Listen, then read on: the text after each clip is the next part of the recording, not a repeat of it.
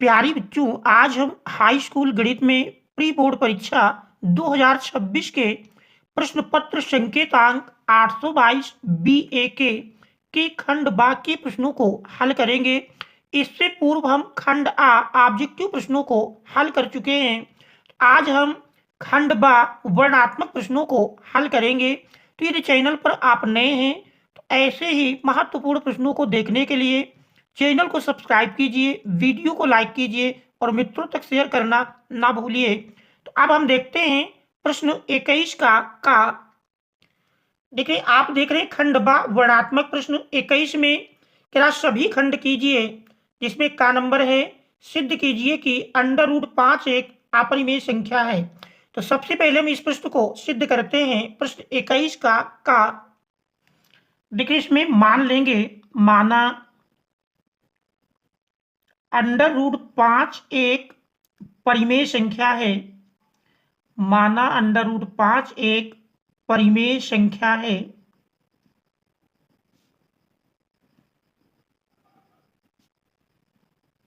तो देख रहे ऐसी स्थिति में इसको हम परिमेय के रूप में लिख लेंगे। अंडर रूट 5 बराबर पी अपान क्यू, जहां पी और क्यू परस्पर सहअभाज्य पूर्णांक हैं। परस्पर सहअभाज्य पूर्णांक हैं तथा Q does not equal to 0। देखिए, ये कंडीशन हम मान लेते हैं। अब ऐसी स्थिति में देख रहे हैं, हम दोनों ओर का वर्ग कर लेते हैं। तो दोनों ओर का वर्ग करने पर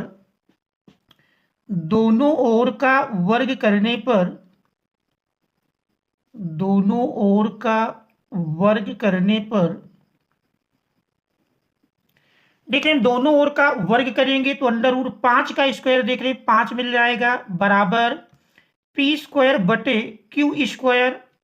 आप देख रहे हैं क्यू स्क्वायर पक्षांतर करेंगे तो भाग से गुणा में मिलेगा। तो इस प्रकार से 5Q स्क्वायर बराबर पी स्क्वायर। अब यहां पर आप देख रहे हैं, चूंकि 5 पी स्क्वायर का एक गुणनखंड है, इसलिए पी स्क्वायर 5 से विभाज्य होगा। पी स्क्वायर 5 से विभाज्य है। अब यदि किसी संख्या का वर्ग किसी संख्या से विभाजित होता है तो वह संख्या भी उससे विभाजित होती है। ये एक थ्योरम है। तो देख रहे हैं पी स्क्वायर 5 से विभाज्य है तो पी भी 5 से विभाज्य होगा, इसलिए कह सकते हैं पी भी 5 से विभाज्य है प्रमेय के अनुसार। देखिए, यहां पर इसको हम मान लेते हैं समीकरण नंबर 1 और ये समीकरण नंबर 2 बन जाता है। आप देख रहे हैं यदि P 5 से विभाज्य है, इसका अर्थ है कि P का 5 एक गुणनखंड होगा। तो इसलिए P को हम 5 के गुणनखंड के रूप में मान लेते हैं। माना P बराबर, देखिए मान लेते हैं, माना P बराबर 5R, और इस मान को हम समीकरण नंबर 1 में रख देंगे। माना P बराबर 5R। P का मान समीकरण 1 में रखने पर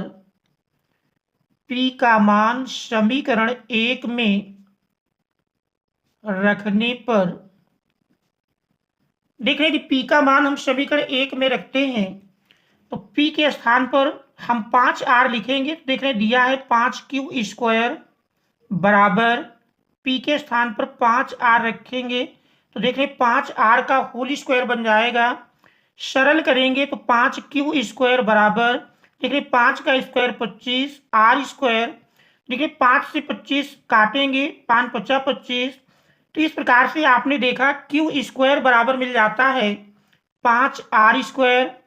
आप देख रहे हैं चूंकि Q स्क्वायर का एक गुणनखंड 5 मिलता है तो इससे स्पष्ट हो गया कि Q स्क्वायर 5 से विभाज्य है। Q स्क्वायर 5 से विभाज्य है। और देख रहे हैं क्यू स्क्वायर भी 5 से विभाज्य है, तो क्यू भी 5 से विभाज्य होगा, इसलिए क्यू भी 5 से विभाज्य है। इसको मान लेते हैं समीकरण नंबर 3। आप देखिए समीकरण 2 और 3 से यदि आप देखें, समीकरण 2 कहता है P 5 से विभाज्य है और समीकरण 3 कहता है Q भी 5 से विभाज्य है, अर्थात P और Q दोनों 5 से विभाज्य हैं। तो समीकरण 2 और 3 से समीकरण 2 और 3 से स्पष्ट है कि P और Q दोनों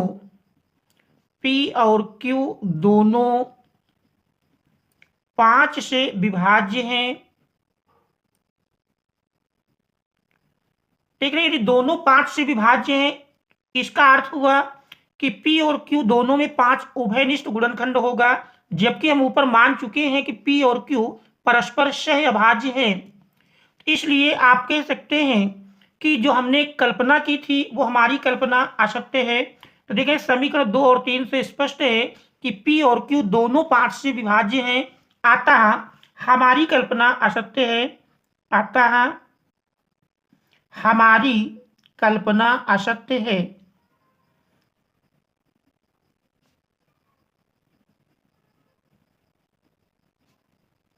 और देखिए हमने कल्पना की थी कि √5 एक परिमेय संख्या है, तो ये कल्पना हमारी असत्य होती है। इसलिए √5 एक अपरिमेय संख्या है, एक अपरिमेय संख्या है। देखिए यही हमको सिद्ध करना था, प्रूव्ड। तो आशा है कि प्रश्न को आप अच्छी प्रकार से समझ गए होंगे। देखिए इसमें मेन रूप से भाषा ही लिखनी है और यही प्रश्न आपको विभिन्न सेटों में अलग अलग रूप में मिलेगा। देखिए यहाँ √5 मिला है, कहीं आपको √2 अपरिमेय सिद्ध करने के लिए मिल सकता है और कहीं पर √3 अपरिमेय सिद्ध करने के लिए मिलेगा। प्रक्रिया सब में सेम होगी। इसके बाद अब हम देखेंगे अगले प्रश्न को। प्रश्न देख रहे 21 के खा में दिया है, कृपया सिद्ध कीजिए कि बिंदु 1, 5, 2, 3 और -2, -11 संरेख हैं। तो देखते हैं इस प्रश्न को। देखिए हमको चूंकि तीनों बिंदुओं को संरेख सिद्ध करना है, संरेख का मतलब तीनों बिंदु एक सीधी रेखा में हैं। और देख रहे यदि तीनों बिंदु एक सीधी रेखा में हैं तो इसका मतलब इनसे त्रिभुज नहीं बनेगा, और हम मान रहे हैं कि त्रिभुज बनता है तो उस त्रिभुज का क्षेत्रफल 0 के बराबर होगा। हमको त्रिभुज का क्षेत्रफल ज्ञात करना है और यदि क्षेत्रफल 0 के बराबर मिल जाएगा तो सिद्ध हो जाएगा कि तीनों बिंदु संरेख हैं। ये संरेख सिद्ध करने के लिए सबसे आसान विधि होगी। तो देख रहे 3 बिंदु दिए हैं, इनको क्रमशः मान लेते हैं। पहला बिंदु ए, देख रहे जिसका निर्देशांक 1, 5, दूसरा बिंदु बी जिसका निर्देशांक 2, 3 और तीसरा -2, -11, इसको मान लेते हैं तीसरा बिंदु सी है। तो इस प्रकार से देख रहे ए बी सी तीनों बिंदु हमको संरेख सिद्ध करना है, तो हम इन 3 बिंदुओं से बनने वाले त्रिभुज का क्षेत्रफल ज्ञात करेंगे। तो यहाँ पर देख रहे हैं पहले बिंदु को हम x1 y1 के रूप में, दूसरा बिंदु x2 y2 और तीसरा बिंदु x3 y3 मानकर चलेंगे। आप 3 बिंदुओं से बनने वाला त्रिभुज का क्षेत्रफल निकालेंगे। तो देख रहे त्रिभुज के क्षेत्रफल का ये फार्मूला है। त्रिभुज का क्षेत्रफल बराबर होता है 1/2। देखिए बड़ी आसानी से याद कर लेंगे, एक बिल्कुल चक्रीय क्रम में होता है। x1 ब्रैकेट में y2 - y3, ब्रैकेट से बाहर x का पद होगा और ब्रैकेट के अंदर y का पद, और देख रहे हैं क्रम में मिलेगा 1, 2, 3, बस ये याद रखना है तो फार्मूला आपका लिख जाएगा। देख रहे हैं x1 था, आगे x2, ब्रैकेट के अंदर 2 के बाद देख रहे हैं 3 मिलता है। आप चूंकि चक्रीय क्रम है 1, 2, 3, 1, 2, 3 का क्रम चलेगा, 3 के बाद फिर 1 मिलेगा, प्लस x3 y1 - y2। इस प्रकार से आप इस त्रिभुज के क्षेत्रफल के फार्मूले को याद कर लेंगे। आप देख रहे हैं इसी में हमको मान रख देना है। तो देख रहे हैं मान रखने पर बराबर 1/2 इंटू x1 देख रहे हैं 1 के बराबर है, इंटू y2 माइनस y3 देख रहे हैं y2 3 है, माइनस y3 देख रहे हैं -11 है, माइनस माइनस प्लस बन जाएगा, प्लस x2 का मान देख रहे हैं 2 है तो +2 इंटू देख रहे हैं y3 माइनस y3 है -11 माइनस y1 5 है, प्लस x3 का मान देख रहे हैं -2 है, इंटू y1 माइनस y1 देख रहे हैं 5 है, माइनस y2 3 है। अब इसी को हमको सरल कर लेना है। देखिए सरल करेंगे तो बराबर 1/2 इंटू देखिए 11 3 14 और 14 में 1 से गुणा होगा तो देख रहे हैं 14 एकम 14, फिर -11 -16 मिलकर 11 और -5 मिलकर -16 और -16 में 2 से गुणा करेंगे तो -16 दूनाई 32। इसके बाद फिर देख रहे हैं 5 -3 2 और 2 का गुणा -2 से होगा तो देख रहे हैं -2 दूनाई 4। इस प्रकार से देखिए इस प्रकार से इसको और सरल करेंगे तो 1/2 इंटू देख रहे हैं प्लस में 14 है और माइनस में 32 4 36। इस प्रकार से आपने देखा 14 से आप 36 घटाएंगे तो यही बराबर मिल जाता है 1/2 गुणे देख रहे प्लस माइनस घटेगा चिन्ह बड़ी संख्या का तो 36 से 14 घटाएंगे देख रहे 6 से 4 घटा 2 और 3 से 1 घटा 2 तो -22 2 से काट देंगे 11 दूनाई 22 तो देख रहे -11 के बराबर मिलता है। तो आपने देखा क्षेत्रफल का मान 0 नहीं आया है तो इससे स्पष्ट हो जाता है कि ये तीनों बिंदु संरेख नहीं है, जबकि प्रश्न में कहा था संरेख सिद्ध करने के लिए तो आप कह सकते हैं कि प्रश्न में ये होना चाहिए कि क्या ये तीनों बिंदु संरेख हैं। आप किताब उठा के देखेंगे किताब में क्या शब्द लगा हुआ है, सिद्ध कीजिए या बताइए कि क्या बिंदु संरेख हैं, ऐसा करके किताब में दिया है और यहाँ पर देख रहे हैं मिसप्रिंट हुआ है तो ये तीनों बिंदु जबकि कह रहा सिद्ध कीजिए तो क्योंकि संरेख है ही नहीं तो इसलिए संरेख नहीं सिद्ध होंगे। तो क्षेत्रफल निगेटिव नहीं होता है तो माइनस चिन्ह छोड़ेंगे देख रहे 11 वर्ग इकाई ये क्षेत्रफल का मान मिलेगा। और क्योंकि क्षेत्रफल 0 नहीं है आप स्पष्ट लिख देंगे क्योंकि क्षेत्रफल 0 नहीं है, क्योंकि क्षेत्रफल त्रिभुज का क्षेत्रफल 0 नहीं है इसलिए तीनों बिंदु संरेख नहीं है, तीनों बिंदु संरेख नहीं है। तो देख रहे हैं यहाँ पर जो प्रश्न में सिद्ध करना था सिद्ध तो हुआ नहीं, क्योंकि हमको जांच ही करना है कि संरेख है कि नहीं, तो इस क्रम से इसका हम आंसर देंगे। बाकी सिद्ध करने के लिए कहता है तो फिर प्रश्न ही आपका गलत हो जाएगा। अब इसके बाद हम देखेंगे अगले प्रश्न को गा दिया है बिंदुओं -3, 10 और 6, -8 को जोड़ने वाले रेखाखंड को बिंदु -1, 6 किस अनुपात में विभाजित करता है। तो देखते हैं इस प्रश्न को। देखिए प्रश्न कहता है इन दो बिंदुओं को जोड़ने वाले मान लीजिए पहला बिंदु ए जिसका निर्देशांक देख रहे हैं -3, 10 और दूसरा बिंदु बी जिसका निर्देशांक 6, -8।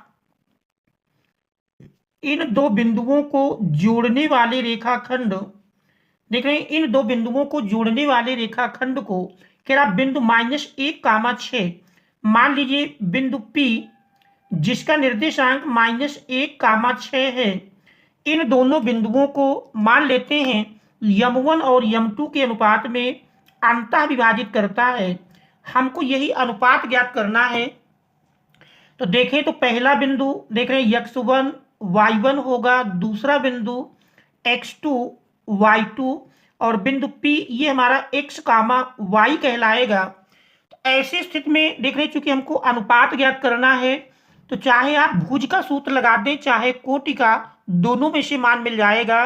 और देख रहे हैं बोर्ड एग्जाम में लगातार पूछे जाने वाला प्रश्न है तो इस प्रश्न को आप अच्छी प्रकार से तैयार कर लेंगे। तो देखें, यदि हम भुज का फार्मूला लगाते हैं, देखें आपके पास फार्मूला है x equal to m1 x2 plus m2 x1 upon m1 plus m2। देख रहे हैं मान रख लेंगे, x देख रहे हैं -1 है, तो -1 बराबर m1 इंटू x2 का मान देख रहे हैं 6 है, तो m1 गुणे 6 प्लस m2 गुणे x1 देख रहे हैं -3 है, अपान m1 प्लस m2।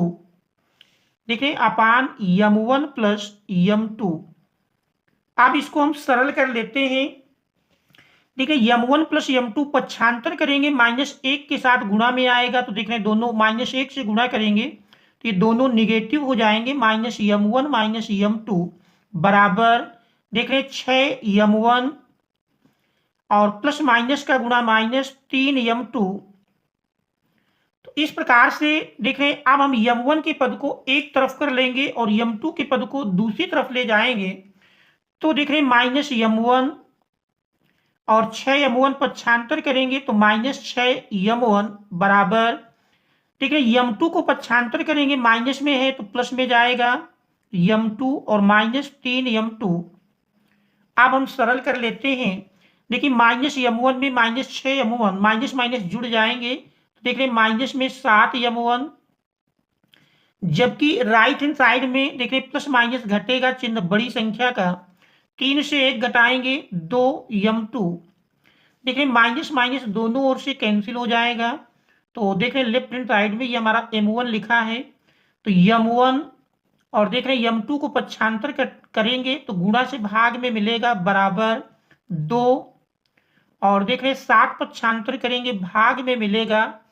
तो इस प्रकार से m1 अनुपाते m2 बराबर आप देख रहे हैं 2 अनुपाते 7 मिल जाएगा, और यही अनुपात हमको निकालना था कि दो बिंदुओं को मिलाने वाला रेखाखंड को बिंदु देख रहे हैं -1 किस अनुपात में विभाजित करेगा। तो यह बिंदु इन दोनों रेखाखंडों बिंदुओं को मिलाने वाले रेखाखंड को देख रहे 2 अनुपाते 7 के अनुपात में विभाजित करेगा।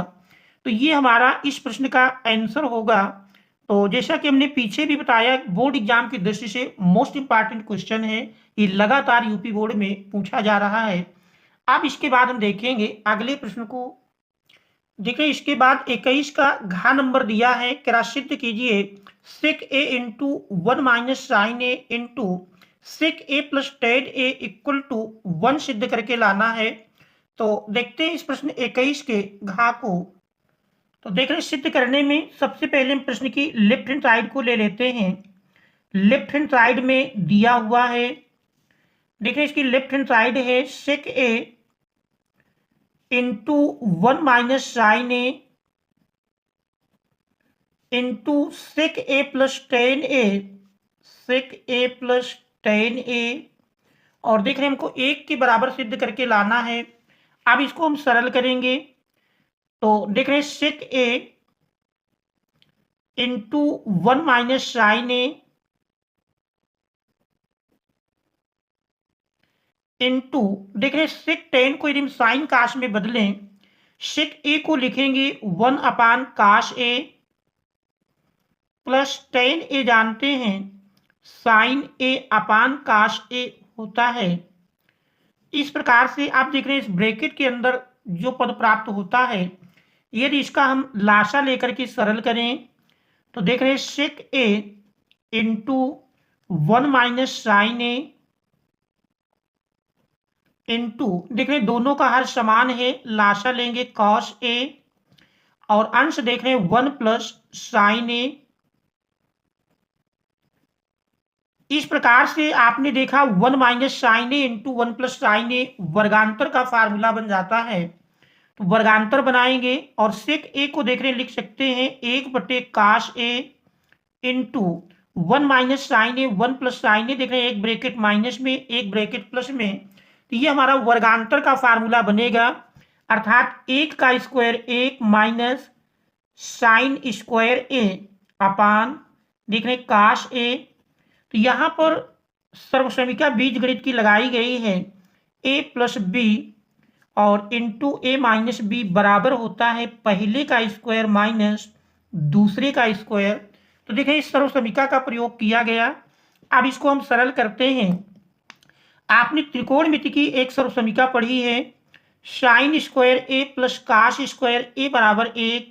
आप देख रहे हैं आगे इसका प्रयोग होने वाला है, लिखा है 1 माइनस साइन स्क्वायर ए। तो देख रहे हैं यदि हम साइन स्क्वायर ए को पक्षांतर कर लें तो काश स्क्वायर ए बराबर मिल जाएगा 1 माइनस साइन स्क्वायर ए। तो देख रहे हैं जहां 1 माइनस साइन स्क्वायर ए लिखा उसकी जगह हम काश स्क्वायर ए लिख सकते हैं। तो देख रहे हैं यही इस प्रकार से बन जाएगा 1 माइनस साइन स्क्वायर के स्थान पर काश स्क्वायर ए अपान काश ए इंटू काश ए मिलकर काश स्क्वायर ए। देख रहे काश स्क्वायर ए ऊपर नीचे से कैंसिल कर देंगे तो देख रहे यही बराबर 1 के मिल जाएगा। और एक ही आप देख रहे हैं प्रश्न की राइट हैंड साइड है, प्रश्न की यही राइट हैंड साइड है। देख रहे हैं इस प्रकार से इस प्रश्न को भी हम सिद्ध करते हैं, प्रूव्ड। तो आशा है कि प्रश्न को आप अच्छी प्रकार से समझ गए होंगे और फिर भी कहीं किसी स्टेप में किसी प्रकार की कोई समस्या हो तो आप कमेंट्स के माध्यम से अवश्य अवगत कराएंगे। और यदि प्रश्न आपको समझ में आ रहा है तो ऐसे ही महत्वपूर्ण प्रश्नों को देखने के लिए चैनल पर यदि नए हैं, अभी तक आपने चैनल को सब्सक्राइब नहीं किया है तो चैनल को सब्सक्राइब अवश्य कर लेंगे। अब हम देखते हैं अगले प्रश्न को। देख रहे हैं इसके बाद 21 का अंगा नंबर दिया है, त्रिज्या 10 सेंटीमीटर वाले एक वृत्त के त्रिज्यखंड का क्षेत्रफल ज्ञात कीजिए जिसका कोण 120 अंश है। तो देखते हैं इस प्रश्न को। तो देख रहे हैं त्रिज्या 10 सेंटीमीटर दी है, r बराबर 10 सेंटीमीटर और इसके बाद कह रहा 10 सेंटीमीटर त्रिज्या वाले एक वृत्त के त्रिज्यखंड का क्षेत्रफल ज्ञात करना है जिसका कोण 120 अंश है। तो देख रहे थीटा बराबर 120 अंश है। हमको त्रिज्यखंड का क्षेत्रफल यदि प्रतीक ए लिखे तो ए का मान ज्ञात करना है। तो त्रिज्यखंड के क्षेत्रफल का फार्मूला आप जानते हैं, त्रिज्यखंड का क्षेत्रफल बराबर होता है, देख रहे त्रिज्यखंड का क्षेत्रफल ए बराबर थीटा बटे 360 अंश इंटू पाई आर स्क्वायर। देख रहे ये फार्मूला है, इसी फार्मूले में हमको मान रख देना है। देख रहे इसी फार्मूले में हम मान रख देंगे तो क्षेत्रफल ए बराबर देख रहे थीटा 120 अंश है, 120 बटे 360 into pi R square, R का मान देख रहे 10 है तो स्क्वायर है तो 2 बार गुणा करके लिखेंगे 10 गुणे 10। देख रहे 0 से 0 काट देंगे, 12 तिहाई 36। इस प्रकार से आपने देखा 10 दहम्मा 100, 10 में 10 से गुणा होगा 10 दहम्मा 100 गुणे पाई यानी 100 पाई बटे 3। देखिए 100 पाई बटे 3 वर्ग इकाई, तो ये अभीष्ट क्षेत्रफल होगा वर्ग इकाई। ये त्रिज्यखंड के क्षेत्रफल का मान हो जाएगा और यही हमारा इस प्रश्न का आंसर होगा जो कि आप देख रहे हैं पाई के पद में है क्योंकि पाई का कोई मान नहीं दिया है। और देख रहे हैं 7 से कटने वाली संख्या भी नहीं, अन्यथा हम 22/7 रख देते। आप 3.14 रखकर भी निकाल सकते हैं, लेकिन ये भी आपका आंसर सही है। तो इस प्रकार से त्रिज्यखंड के क्षेत्रफल का मान होगा। अब इसके बाद हम देखते हैं अगले प्रश्न को। देखिए प्रश्न 21 का च भाग में दिया है, निम्नलिखित आंकड़े बिजली उपकरणों के प्रेक्षित जीवन काल घंटों की सूचना देते हैं। देखिए सारणी में जीवन काल और बारंबारता दिया है और प्रश्न पूछता है कि उपकरणों का बहुलक जीवन काल ज्ञात कीजिए। तो देखिए उपकरणों का हमको बहुलक जीवन काल निकालना है। तो देखते हैं इस प्रश्न को। तो देखिए सारणी दी हुई है, इसका हमको पूछा है उपकरणों का बहुलक जीवन काल ज्ञात कीजिए, अर्थात बहुलक का मान निकालना है। तो बहुलक के लिए देखिए सबसे पहले हम बहुलक वर्ग का मान ज्ञात करेंगे। तो देख रहे दी गई बारंबारता में सबसे अधिक बारंबारता देख रहे 61 है, लिखेंगे चूंकि सबसे अधिक बारंबारता 61 है, चूंकि सबसे अधिक बारंबारता 61 है, सबसे अधिक बारंबारता 61 है। आप देख रहे हैं जो कि वर्ग अंतराल 60 से 80 की है, इसलिए लिख देंगे जो कि वर्ग अंतराल 60 से 80 की है, इसलिए बहुलक वर्ग 60 से 80 होगा। देखिए एक नंबर में काफी पूछा जाता है, सारणी दे करके उसमें पूछ लेता है बहुलक वर्ग का मान ज्ञात कीजिए। तो इस प्रकार से हम बहुलक वर्ग आसानी से देखकर ही निकाल सकते हैं। आप देख रहे हैं बहुलक निकालना है, तो बहुलक के लिए देख रहे हैं हमको बहुलक वर्ग पता चल गया, और जो बहुलक वर्ग की निम्न सीमा होती है उसे हम एल से प्रदर्शित करते हैं। तो देख रहे हैं यहाँ पर एल का मान मिल जाएगा। देख रहे हैं एल बराबर होता है बहुलक वर्ग की निम्न सीमा, बहुलक वर्ग 60 से 80 है, तो इसकी निम्न सीमा देख रहे हैं 60 है, तो एल बराबर 60 मिल जाएगी। और बहुलक वर्ग की बारंबारता को हम F1 से प्रदर्शित करते हैं। तो देख रहे हैं F1 बराबर 60 61 मिल जाएगा, F1 इक्वल टू 61। और बहुलक वर्ग से ठीक पहले वर्ग की बारंबारता को F0 से प्रदर्शित करते हैं। तो देख रहे हैं F0 का मान 52 मिल जाएगा, और बहुलक वर्ग के ठीक बाद के वर्ग की बारंबारता को F2 से प्रदर्शित करते हैं, तो F2 बराबर 38 मिल जाएगा। इसके बाद वर्ग अंतराल की माप जिसे हम H से प्रदर्शित करते हैं, H होता है वर्ग अंतराल की माप। देख रहे हैं जैसे 80 से 60 घटाएंगे तो 20 का अंतर है, तो H बराबर 20 मिल जाएगा। अब इसके बाद सीधे हम बहुलक का फार्मूला लगाएंगे। देखिए चाहे तो मानों को यहाँ पर लिख सकते हैं बहुलक वर्ग की बारंबारता। तो देख रहे हैं ये F1 का मान है, इससे पहले वाली बारंबारता F0, बहुलक वर्ग के बाद वाली बारंबारता F2, और देख रहे हैं बहुलक वर्ग की निम्न सीमा, तो ये हमारा L कहलाती है। H बराबर हमने 20 लिखा। अब सीधे बहुलक का फार्मूला लिखेंगे। तो देख रहे हैं आपके पास बहुलक का फार्मूला है, बहुलक बराबर होता है, ठीक है, बहुलक बराबर L plus F1 minus F0 अपान, देख रहे हैं L plus F1 minus F0 अपान 2, F1 minus F0 minus F2 into H, ये बहुलक के लिए फार्मूला है। इसी में हमको मान रख देना है। तो देख रहे हैं L का मान 60 है, तो L की जगह 60 रख दिए, प्लस F1 देख रहे हैं 61 है, माइनस F0 देख रहे हैं 52 है, अपान 2F1, तो देख रहे हैं 2 इंटू F1 का मान, देख रहे हैं F1 ये 61 है, माइनस F0 देख रहे हैं 52 है, माइनस F2 का मान 38 है, इंटू H देख रहे हैं 20 है। अब इसी को आपको सरल कर लेना है। तो देखिए सरल करेंगे तो 60 प्लस 61 से 52 घटाएंगे, 52 8 60 8 1 9, तो 52 9 61 बटे, देख रहे 61 दुनाई, तो ये आपका मिल जाएगा 2 1 कम 2 2 6 12, अर्थात 122 माइनस 52 38 जोड़ेंगे तो देख रहे 8 2 10 और 3 5 8, एक हासिल जोड़ेंगे तो 8 1 9 इंटू H देख रहे 20 है। तो इस प्रकार से इसको और सरल करेंगे तो देख रहे और सरल करने पर 60 प्लस 9 गुणे 20 बटे, देखिए 122 से 90 घटाएंगे तो ये मिल जाता है 2, और 12 से 9 घटाएं 9 3 12। अब इसको सरल करेंगे 4 पंचे 20 और 4 8 32।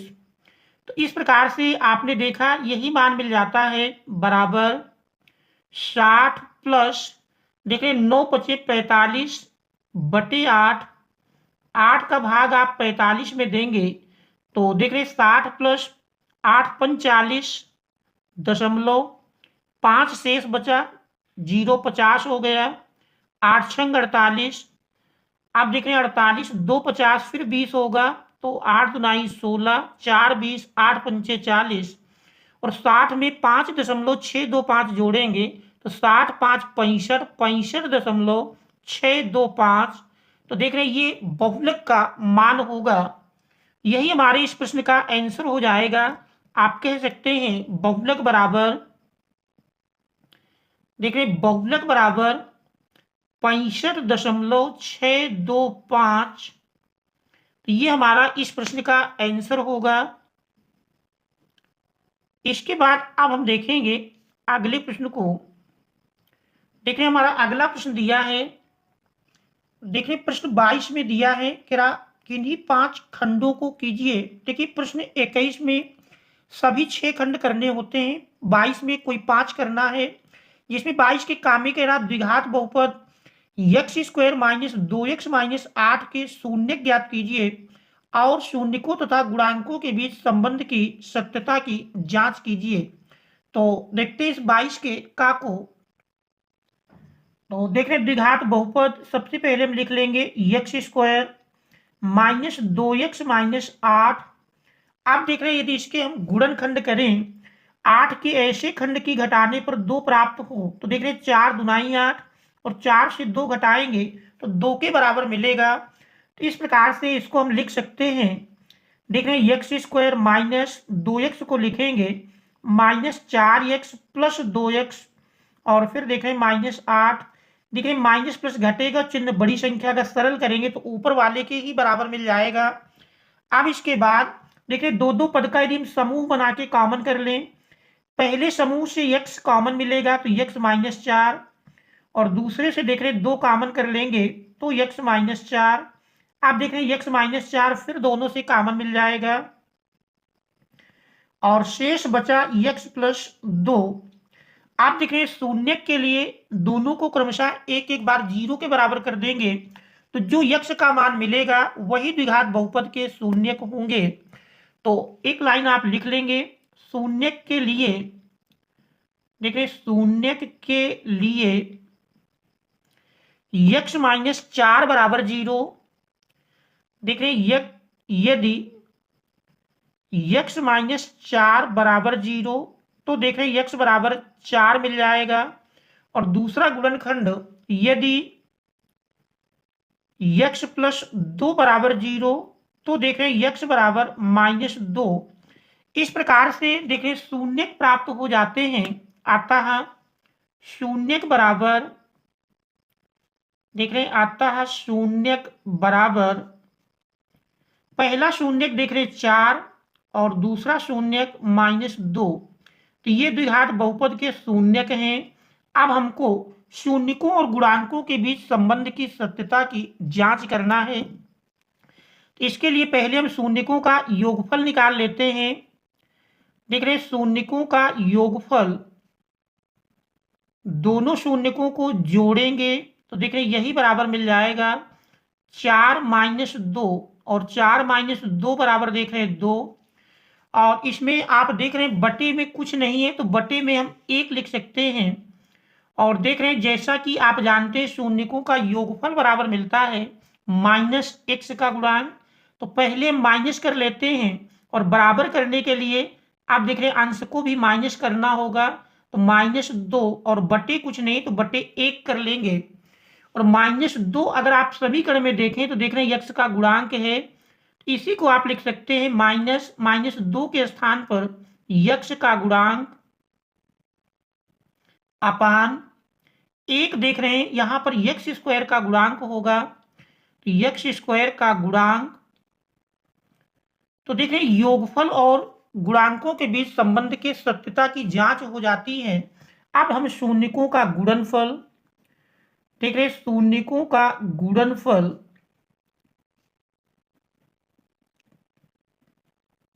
दोनों शून्यकों का यदि आप आपस में गुणा करेंगे, एक शून्य 4 है, दूसरा माइनस 2, 4 में माइनस 2 से गुणा करते हैं तो माइनस, देख रहे 4 दुनाई 8 बटे कुछ नहीं है बटे 1 लिख सकते हैं। समीकरण में देखेंगे तो माइनस 8 अचर पद है और फिर देख रहे हैं एक एक्स स्क्वायर का गुणांक है तो अचर पद बटे एक्स स्क्वायर का गुणांक। तो इस प्रकार से देख रहे हैं शून्यकों और गुणांकों के बीच संबंध की सत्यता की जांच हो जाती है और यही इसमें हमको ज्ञात करना था। तो यही इस प्रश्न का आंसर हो जाएगा। अब हम देखेंगे अगले प्रश्न को। देख रहे हैं इसके बाद 22 का खा दिया है, दो क्रमागत धनात्मक पूर्णांक ज्ञात कीजिए जिनके वर्गों का योगफल 365 है। तो देखिए दो क्रमागत धनात्मक पूर्णांक मान लेते हैं, माना दो क्रमागत धनात्मक पूर्णांक, दो क्रमागत धनात्मक पूर्णांक।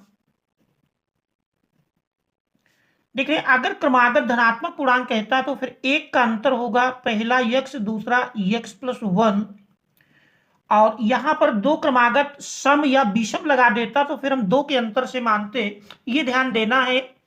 आप देखिए प्रश्नानुसार कह रहा है इनके वर्गों का योगफल 365 है, तो प्रश्नानुसार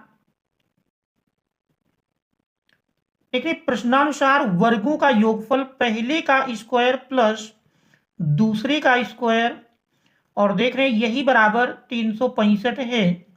सरल कर लेंगे, देख रहे हैं होल स्क्वायर को यदि हम तोड़ते हैं तो यक्स स्क्वायर प्लस ए प्लस बी के होल स्क्वायर से तोड़ेंगे तो x square plus 2x plus 1।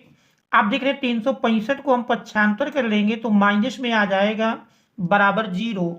सरल करते हैं, x square plus x square मिलकर देख रहे हैं 2x स्क्वायर प्लस 2x, और देख रहे हैं 1 माइनस 365 प्लस माइनस घटेगा, चिन्ह बड़ी संख्या का, 365 से 1 घटाएंगे 364 बराबर 0। अब इसको हम सरल कर लेते हैं, देख रहे हैं तीनों पद से 2 कॉमन मिलता है, 2 को हम कॉमन कर लेंगे तो x square plus x minus देख रहे हैं 2 एकम 2, 2 अट्ठे 16 और 2 दुनाई 4 बराबर 0। इस प्रकार से आप देख रहे हैं इस 2 को पक्षांतर करेंगे तो 0/2 0 बन जाएगा। तो अभीष्ट द्विघात समीकरण बन गया x square plus x minus 182 बराबर 0। अब देख रहे हैं इसको हम गुणनखंड विधि से लगाएंगे। 182 के पहले देख रहे हैं यदि हम गुणनखंड कर लें, क्योंकि हमको 182 के ऐसे दो खंड लाना है कि घटाने पर 1 के बराबर मिले। तो देख रहे हैं अगर हम 182 के खंड करते हैं तो 182 के खंड आप इस प्रकार से कर लेंगे, देख रहे हैं 182, ये निकालने का तरीका है दो गुणनखंड, देख रहे हैं 2 नई 18, 2 एकम 2, अब 13 सत्ते 91 7 से काटेंगे तो 13 सत्ते 91। तो इस प्रकार से आपने देखा जो खंड मिले 182 के जो खंड आ गए 2 7 और 13 है। अब देखिए इनमें यदि हम 7 2 को एक साथ कर लें तो 7 दुनाई 14, देख रहे 14 और 13 दो क्रमागत धनात्मक पूर्णांक मिल जाएंगे। तो इस प्रकार से हम एक यक्स को लिख सकते हैं 14x माइनस 13x। तो देख रहे हैं इस प्रकार से x square plus 14x minus 13x minus 182 बराबर 0। देखिए सरल करेंगे, दो दो पद का समूह बनाकर कॉमन करेंगे। पहले समूह से देख रहे हैं x की एक घात कॉमन कर लेते हैं तो x प्लस 14, दूसरे समूह से देख रहे हैं माइनस 13 कॉमन मिल जाएगा, और देख रहे हैं ब्रैकेट के पहले जब माइनस चिन्ह लग जाता है तो ब्रैकेट के अंदर के चिन्ह बदल जाते हैं, दोनों माइनस हैं दोनों प्लस हो जाएंगे। और अब देखिए हमने 13 कॉमन कर लिया तो x बचा प्लस, और 13 और 14 का गुणनफल चूंकि 182 है 13 कॉमन मिल गया तो 14 शेष बचेगा बराबर 0। आप देख रहे हैं x प्लस 14 दोनों से कॉमन कर लेंगे तो शेष हमारा बचा x माइनस 13 बराबर 0। आप देख रहे हैं इन गुणनखंडों को क्रमशः एक एक बार 0 के बराबर कर लेंगे। यदि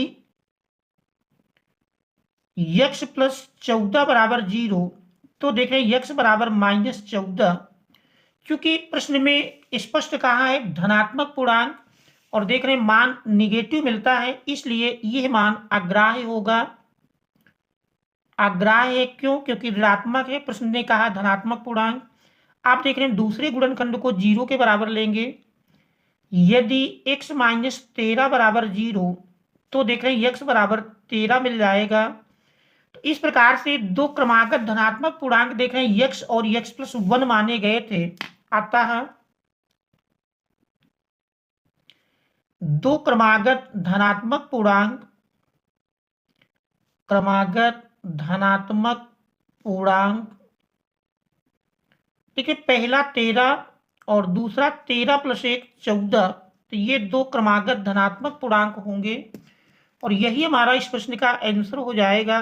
और देख रहे हैं प्रश्न 22 के सारे प्रश्न 4-4 अंक में होते हैं, तो इस प्रकार से इस प्रश्न को हल कर लेंगे। अब हम देखते हैं अगले प्रश्न को। देख रहे प्रश्न 22 के गा में दिया है, सिद्ध कीजिए किसी बाह्य बिंदु से वृत्त पर खींची गई स्पर्श रेखाओं की लंबाइयां बराबर होती हैं। तो देखते हैं इस प्रश्न को। तो देखें इसमें बाह्य बिंदु से वृत्त पर खींची गई स्पर्शियां, यदि इसका हम चित्र बनाएं तो देख रहे हैं एक वृत्त है, मान लेते हैं ओ केंद्र का इस प्रकार से एक वृत्त है और इस पर एक बाह्य बिंदु कोई पी है। तो देख रहे हैं इस बाह्य बिंदु पी से वृत्त पर स्पर्शियां खींची जाती हैं। एक स्पर्शी मान लीजिए पी ए है और दूसरी स्पर्शी खींचेंगे, ये मान लीजिए पी बी है। अब प्रश्न ये कहता है कि वृत्त पर खींची गई स्पर्श रेखाओं की लंबाइयां बराबर होती हैं। हमको सिद्ध करना है पी ए बराबर पी बी। तो सबसे पहले हम दिया है लिख लेंगे। सबसे पहले इसमें आपको दिया है लिखना है, दिया है या ज्ञात है हेडिंग डाल करके लिख लेंगे, क्योंकि देख रहे प्रमेय है, ये आपने प्रमेय पढ़ा है, वही प्रमेय सिद्ध करने के लिए पूछी गई है। तो दिया है ओ केंद्र के वृत्त में बाह्य बिंदु पी से पी ए और पी बी दो स्पर्श रेखाएं हैं। ओ केंद्र के वृत्त में, ओ केंद्र के वृत्त में बाह्य बिंदु पी से, बाह्य बिंदु पी से पी ए और पी बी दो स्पर्श रेखाएं, दो स्पर्श रेखाएं हैं। देख रहे ये दिया है, हमको सिद्ध करना है। देख रहे सिद्ध करना है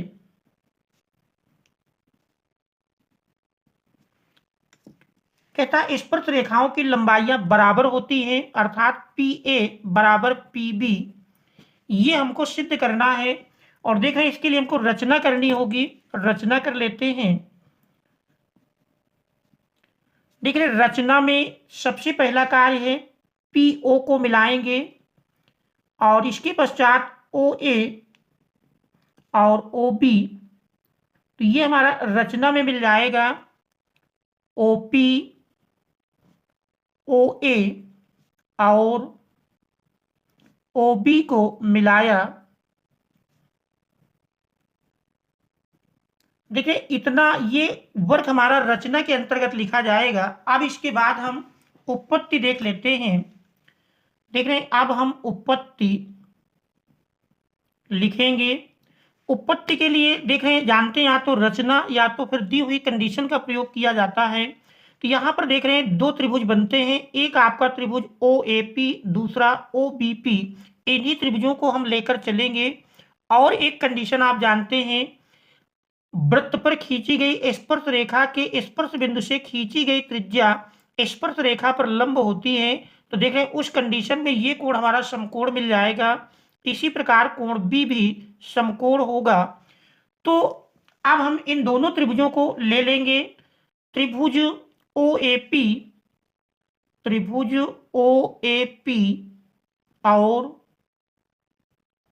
त्रिभुज ओ बी पी में, ठीक है, इन दोनों त्रिभुजों को लेकर देखें तो एक कंडीशन देख रहे हैं दोनों में त्रिज्याएं समान हैं, यानी ओ ए बराबर ओ बी मिल जाएगा। दोनों एक ही वृत्त की त्रिज्याएं हैं। ओ ए बराबर ओ बी आप लिख देंगे एक ही वृत्त की त्रिज्याएं, एक ही वृत्त की त्रिज्याएं। और दूसरी कंडीशन आप देख रहे हैं दोनों में एक कोण समकोण है। कोण ओ ए पी, कोण ओ ए पी बराबर कोण ओ बी पी लिख देंगे। प्रत्येक समकोण है, प्रत्येक 90 अंश है। क्योंकि हमारे पास थ्योरम है स्पर्श रेखा के स्पर्श बिंदु से खींची गई त्रिज्या स्पर्शरेखा पर लंब होती है। और तीसरा आप देख रहे हैं ओपी दोनों में उभयनिष्ठ है। ओपी बराबर ओपी, ओपी बराबर ओपी उभयनिष्ठ है। आप देखिए आरएचएस सर्वांगक्षमता नियम से दोनों त्रिभुज सर्वांगक्षम हो जाएंगे। तो लिख लेंगे आरएचएस सर्वांगक्षमता नियम से, सर्वांगक्षमता नियम से देखिए सर्वांगक्षमता नियम से दोनों त्रिभुज सर्वांगक्षम होंगे। त्रिभुज ओ ए पी सर्वांगक्षम त्रिभुज ओ बी पी। अब हम जानते हैं सर्वांगक्षम त्रिभुजों की संगत भुजाएं आपस में समान होती हैं, इसलिए पी ए बराबर पी बी, इसलिए P A equal to P B. देखिए यही इसमें हमको सिद्ध करना था, ये हमारा सीपीसीटी रूल के तहत मिल जाएगा। इस प्रकार से देख रहे हैं इस प्रमेय को हम सिद्ध कर लेंगे। अब इसके बाद हम देखते हैं अगले प्रश्न को। देखिए 22 के घा में दिया है, कृपया सिद्ध कीजिए कि यदि एक रेखा किसी त्रिभुज की किन्हीं दो भुजाओं को एक ही अनुपात में विभाजित करे तो वह तीसरी भुजा के समांतर होती है। आप जानते हैं थेल्स की प्रमेय का विलोम है। तो देखते हैं इस थ्योरम को। देखिए प्रमेय का कथन है एक रेखा किसी त्रिभुज की किन्हीं दो भुजाओं को एक ही अनुपात में विभाजित करे। तो देख रहे हैं इसका चित्र बनाएंगे तो इस प्रकार से बनेगा। एक कोई त्रिभुज है, मान लीजिए एबीसी एक त्रिभुज है। देखिए हमने एबीसी एक त्रिभुज लिया। अब प्रमेय का कथन कहता है यदि एक रेखा किसी त्रिभुज की किन्हीं दो भुजाओं को एक ही अनुपात में विभाजित करे, तो ये मान लीजिए हमने डीई एक रेखा खींचा जो ए बी और ए सी को देख रहे हैं क्रमशः डी और ई बिंदुओं पर प्रतिच्छेद करता है, और साथ ही क्या एक ही अनुपात में विभाजित करें, अर्थात ए डी और डी बी का अनुपात बराबर होगा ए ई और ई सी के अनुपात के। तो यही कंडीशन दी है, तो इसको हम दिया है के अंतर्गत लिखेंगे। तो देख रहे हैं आपको दिया है में लिखना है। देख रहे दोनों प्रमेय एक साथ पूछ ली गई हैं, तो इसलिए प्रमेय को भी आप प्राथमिकता में रखते हुए इनको तैयार रखेंगे। ऐसे ही देखिए केवल एक प्रश्न की छूट मिल रही है, दोनों थ्योरम आ गई और हल नहीं कर पाते तो फिर देखिए समस्या होगी। तो दिया है त्रिभुज ए बी सी में, त्रिभुज ए बी सी में देखिए डीई समांतर, तो सिद्ध करना तीसरी भुजा के समांतर होती है, अर्थात कहेंगे त्रिभुज ए बी सी में रेखा डीई इस प्रकार स्थित है कि ए डी बटे डी बी बराबर ए ई बटे ई सी। ये आपको लिखना है त्रिभुज ए बी सी में डीई इस प्रकार है कि a d upon d b, a d upon d b equal to a e upon e c. देख रहे ये दिया है। सिद्ध करना है कि डीई बीसी के समांतर होती है। तो हम सिद्ध करना है हेडिंग डालकर लिखेंगे सिद्ध करना है। तो देख रहे इसमें सिद्ध करना है कि डीई बीसी के समांतर है, अर्थात डीई समांतर बीसी, ये हमको सिद्ध करना है। अब इसके बाद हम उत्पत्ति देखते हैं।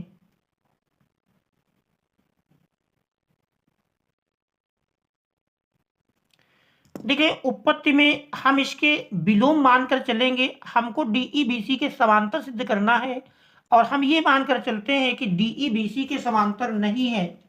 माना या ये कहें यदि डीई बीसी के समांतर नहीं है, बीसी के समांतर नहीं है, तो देख रहे तब कोई हम एक नई समांतर रेखा खींचते हैं। मान लीजिए ये हमने डीई डैश एक समांतर रेखा खींचा जो कि बीसी के समांतर है, तो यही लिखेंगे यदि डीई बीसी के समांतर नहीं है तो डीई डैश समांतर, देख रहे समांतर का प्रतीक है, समांतर बीसी खींचा, तो देख रहे ये रचना के अंतर्गत मिल जाएगा।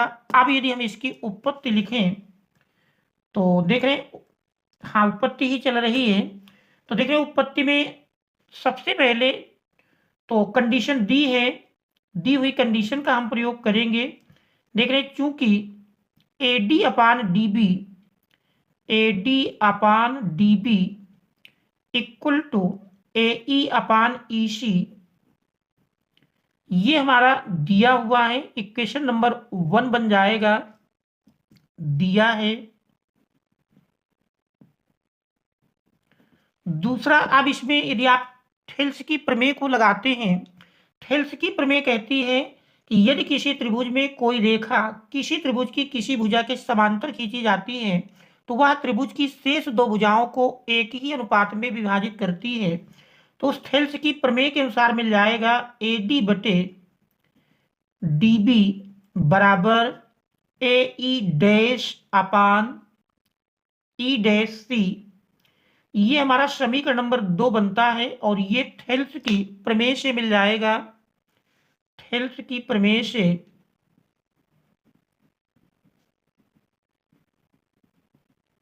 देख रहे थेल्स की प्रमेय से मिलेगा।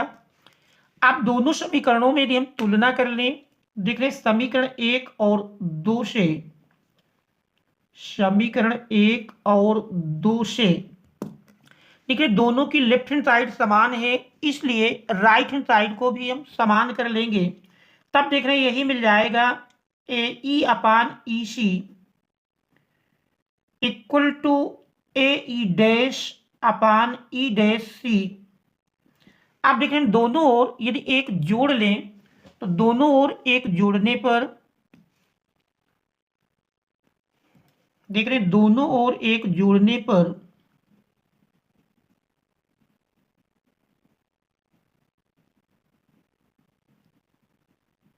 तो इस प्रकार से देख रहे हैं दोनों ओर यदि हम एक जोड़ेंगे तो AE अपान EC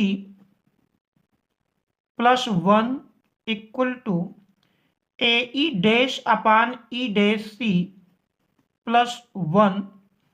आप देख रहे हैं लाशा लेकर के यदि हम सरल कर लेते हैं, इनका देख रहे हैं यदि हम लाशा लेंगे तो लेफ्ट हैंड साइड में लाशा EC मिल जाएगा। तो इस प्रकार से आप देख रहे हैं AE प्लस EC और लाशा देख रहे हैं EC मिलता है equal to right hand side में देख रहे हैं लाशा E डैश C और तिरछा गुणा कर देंगे तो AE dash plus E dash C।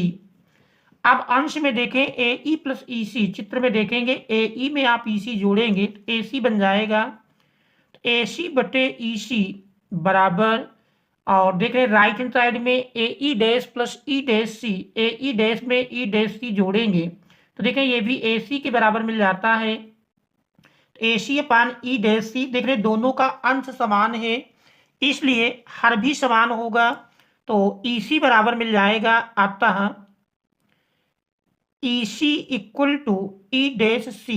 अब आप चित्र में यदि देखें EC बराबर मिलता है E डैश C, देखिए EC बराबर E डैश C, ये तभी संभव होगा जब E और E डैश दोनों समपाती होंगे। देखिए ये हमारा EC बराबर E डैश C, ये तभी संभव होगा बराबर जब E और E डैश दोनों समपाती होंगे। तो ऐसी स्थिति में देख रहे जब समपाती हो जाएंगे तो इसका मतलब है कि DE BC के समांतर होगी। बस इसी को भाषा में आप लिख लेंगे। देखें EC बराबर E डैश C आने का मतलब है, लिखेंगे ये तभी संभव होगा, देखिए एक लाइन लिख देते हैं, यह तभी संभव होगा, तभी संभव होगा जब E और E डैश समपाती हो। देखिए E और E डैश दोनों समपाती होंगे तभी ये संभव होगा।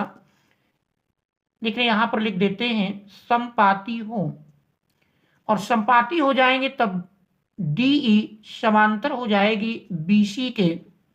देखिए यही हमको सिद्ध करना था, इस प्रकार से इस प्रश्न को आप सिद्ध कर लेंगे।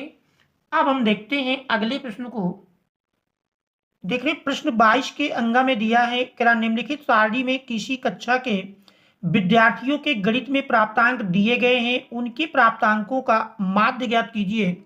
तो देखिए सारणी दी है और इससे हमको माध्य का मान ज्ञात करना है। तो देखते हैं, माध्य निकालने के लिए भी लगभग आपको हर सेट में देखने को मिलेगा। तो माध्य निकालना अच्छी प्रकार से आप सीखेंगे। तो देखें, माध्य निकालने के लिए सबसे पहले आप प्राप्तांक यानी वर्ग अंतराल का कॉलम बनाएंगे। देखिए प्राप्तांक, और ये क्रमशः देख रहे दिए हैं 0 से 10, 0 से 10, फिर देख रहे 10 से 20, और अगला फिर देख रहे हैं 20 से 30, 30 से 40, और फिर 40 से 50। अब इनका हम मध्यमान ज्ञात कर लेंगे। देखिए इसके बाद अगला कार्य है, इनका हम पहले मध्यमान निकाल लेंगे। तो कॉलम मध्यमान का बनाएंगे। देखिए मध्यमान के लिए आप सीधे नियम समझ लें कैसे मध्यमान निकालते हैं। 10 से 0 घटा लेंगे, 10 आधा करेंगे, 10 का आधा 5। आप सभी निम्न सीमाओं में 5-5 जोड़ देंगे तो सीधे मध्यमान आ जाएगा। देखिए 0 में 5 जोड़ेंगे 5, 10 में 5 जोड़ेंगे 15, और 20 में 5 जोड़ेंगे 25। देखिए 30 में 5 जोड़ेंगे 35, और 40 में 5 जोड़ेंगे 45। तो इस प्रकार से ये मध्यमान का मान मिल जाएगा। अब इसके बाद देख रहे बारंबारता दी हुई है, तो बारंबारता का हम कॉलम बनाएंगे। देख रहे बारंबारता,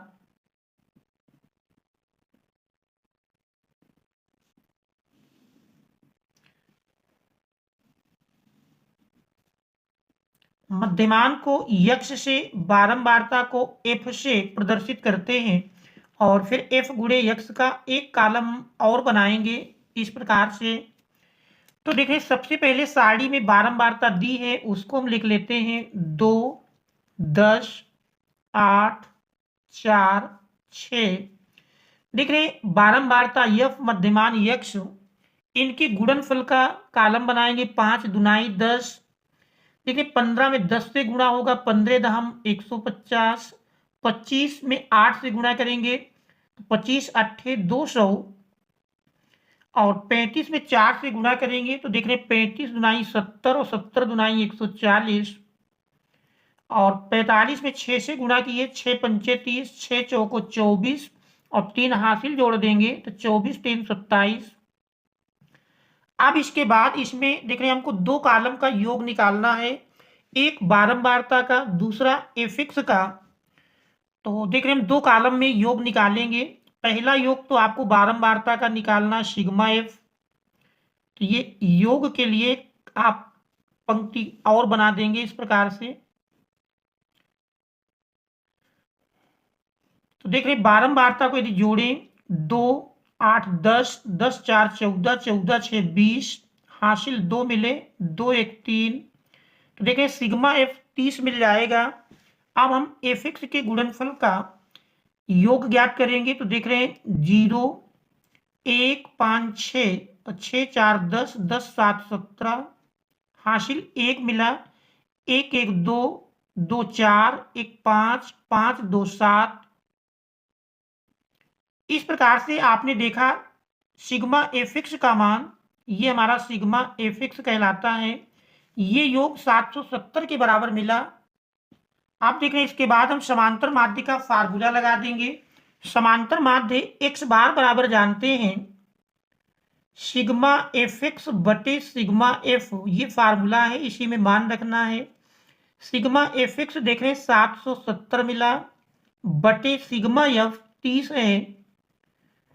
देख रहे हैं एक जीरो ऊपर नीचे से कैंसिल कर देंगे। अब 3 का भाग 77 में देंगे तो देख रहे 3 दुनाई 6, 1 17 हुआ, 3 पचे 15, 2 17, दशमलव 20 हो जाएगा। देख रहे तीछक 18, फिर तीछक 18 तो 25.67 लिख सकते हैं।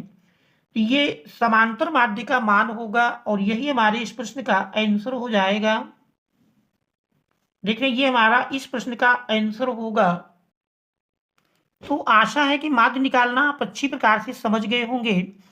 देखिए 22 की चाबी दिया है कि एक थैले में 10 नींबू की महक वाली तथा 15 संतरे की महक वाली मीठी गोलियां हैं। मालिनी बिना थैले में झांके उसमें से एक गोली निकालती है, इसकी क्या प्रायिकता है कि वह निकाली गई गोली, ठीक है, फर्स्ट पार्ट में पूछा है कि संतरे की महक वाली है और सेकंड में नींबू की महक वाली है। तो देख रहे प्रायिकता का बहुत ही बढ़िया क्वेश्चन है। तो देखते हैं इस प्रश्न को। तो देख रहे थैले में 10 नींबू की महक वाली और 15 संतरे की महक वाली। तो थैले में अगर देखें तो कुल गोलियों की संख्या की अगर हम बात करें तो देख रहे थैले में 10 नींबू की,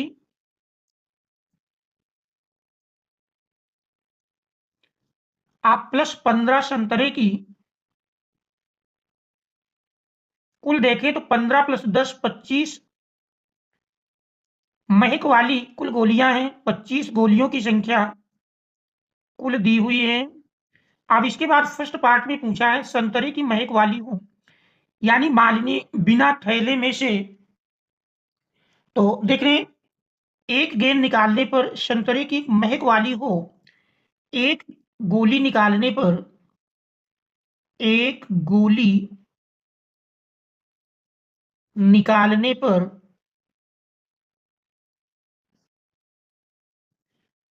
संतरे की महक वाली होने की प्रायिकता,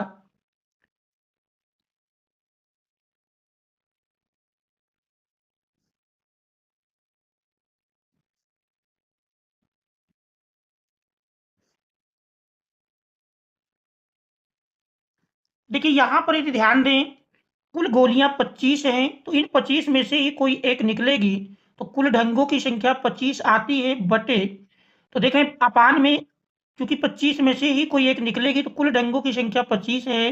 अनुकूल कह रहा संतरे की महक वाली हो, तो देखें संतरे की महक वाली कुल 15 है, इन 15 में से कोई एक निकलती है तो अनुकूल ढंगों की संख्या होगी। सरल कर लेंगे, 5 तेई 15, 5 पचा 25। तो इस प्रकार से फर्स्ट पार्ट का आंसर 3/5 होगा।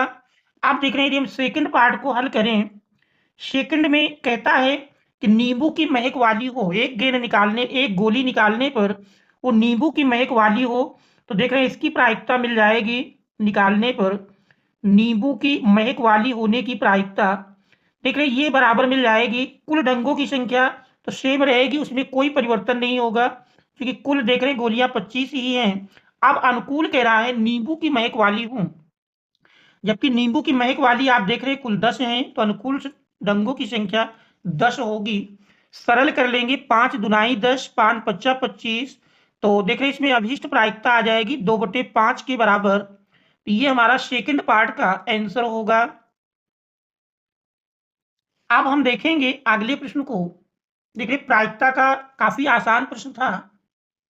देखिए 23वें प्रश्न में पूछ रहा है टीवी सेटों का निर्माता तीसरे वर्ष में 600 टीवी तथा 7वें वर्ष में 700 टीवी सेटों का उत्पादन करता है, यह मानते हुए कि प्रत्येक वर्ष उत्पादन में एक समान रूप से एक निश्चित संख्या में वृद्धि होती है, तो ज्ञात कीजिए। देखिए फर्स्ट पूछा है प्रथम वर्ष में उत्पादन, सेकंड 10वें वर्ष में उत्पादन और थर्ड प्रथम 7 वर्षों में कुल उत्पादन। तो देखिए ये हमको ज्ञात करना है। तो देखते हैं समांतर श्रेणी का, देख रहे 6 अंक में आया हुआ बहुत ही बढ़िया प्रश्न है। तो देखते हैं इस प्रश्न को। तो देखें इसमें सबसे पहले मान लेंगे, माना प्रथम वर्ष में उत्पादन अर्थात प्रथम पद जिसे कहते हैं ए मान लेंगे, माना प्रथम वर्ष में उत्पादन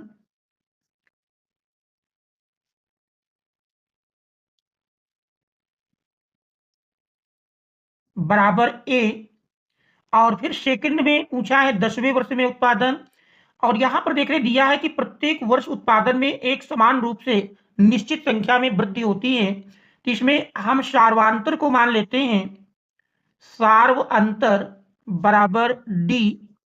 तो आप देख रहे हैं प्रश्नानुसार कंडीशन लगाएंगे कि टीवी सेटों का निर्माता तीसरे वर्ष में 600 टीवी तथा 7वें वर्ष में 700 टीवी सेटों का उत्पादन करता है, अर्थात तीसरे पद का मान 600 दिया है जबकि 7वें पद का मान 700 दिया है।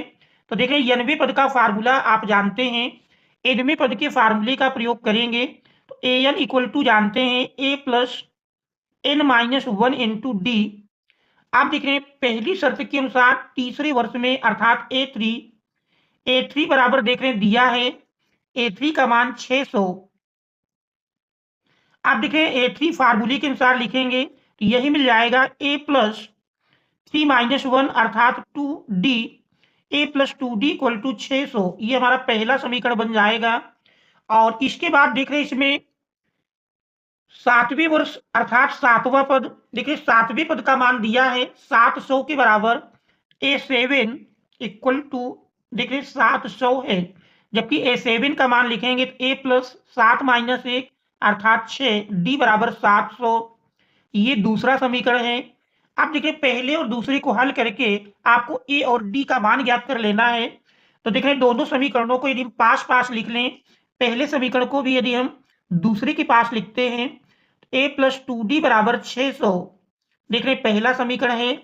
आप दूसरे समीकरण से यदि पहले समीकरण को घटा दें तो देख रहे हैं A प्लस माइनस में कैंसिल हो जाएगा। तो इस प्रकार से 6D से 2D घटाएंगे 4D बराबर, देखिए 700 से 600 घटाएंगे 100। तो देख रहे हैं इस प्रकार से D बराबर मिल जाएगा 100/4। सरल करेंगे 25 चौको 100। तो देख रहे हैं सार्वधातुक D का मान 25 मिल जाएगा। अब इस मान को हम समीकरण 1 में रख लेंगे। तो देख रहे हैं समीकरण 1 में D का मान रखने पर, समीकरण 1 में D का मान रखने पर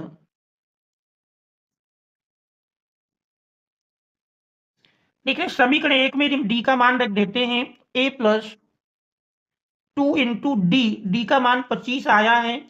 तो 2 इंटू देख रहे 25 बराबर 600। सरल करने पर A प्लस 25 दूनी 50 बराबर 600। तो देख रहे हैं इस प्रकार से A बराबर मिल जाएगा 600 माइनस 50, और 600 से 50 घटाएंगे तो बराबर 550। तो देख रहे हैं ये प्रथम वर्ष में उत्पादन ए का मान होगा। तो ये हमारा फर्स्ट पार्ट का आंसर हो जाएगा। तो इस प्रकार से देख रहे हैं फर्स्ट पार्ट में जो पूछा है प्रथम वर्ष में उत्पादन, तो प्रथम वर्ष में उत्पादन का मान मिलता है, प्रथम वर्ष में उत्पादन बराबर 550। देखिए पहले भाग का आंसर होगा। अब दूसरे भाग में हमको निकालना है क्या 10वें वर्ष में उत्पादन अर्थात A10 का मान ज्ञात करना है। तो इसके बाद हम देखते हैं सेकंड पार्ट को। 10वें वर्ष में उत्पादन, देख रहे 10वें वर्ष में उत्पादन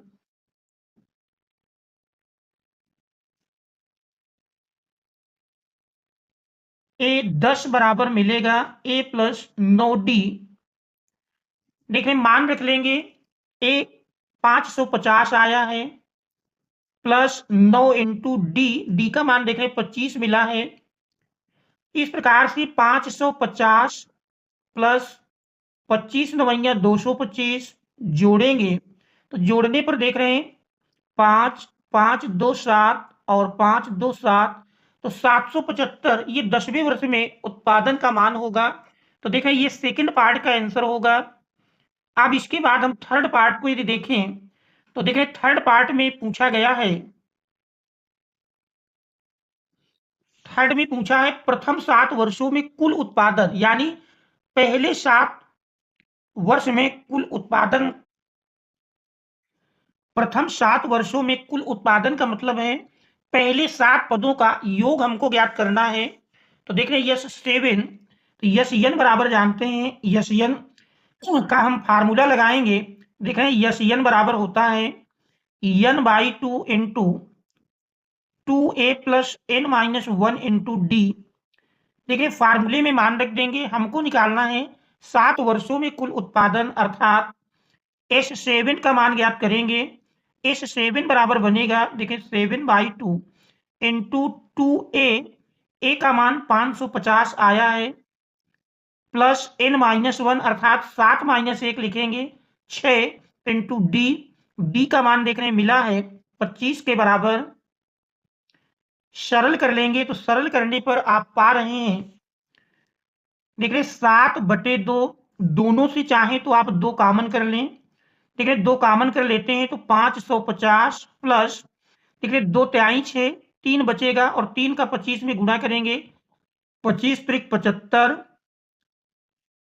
देख रहे हैं 2 से 2 कैंसिल हो जाएगा, तो इस प्रकार से यही मिल जाता है बराबर 7 इंटू, देखिए 550 में 75 जोड़ेंगे तो 5, 7 5 12 और 5 1 6, 7 का गुणा 625 में करेंगे तो देख रहे हैं यही बराबर मिल जाएगा 7 पन्ना 35, 7 दुनाई 14, 3 हासिल जोड़ेंगे 14 3 17 और 7 छंग 42, एक हासिल जोड़े 43। तो इस प्रकार से 4375 ये पहले 10 वर्षों में, पहले 7 वर्षों में कुल उत्पादन का मान होगा।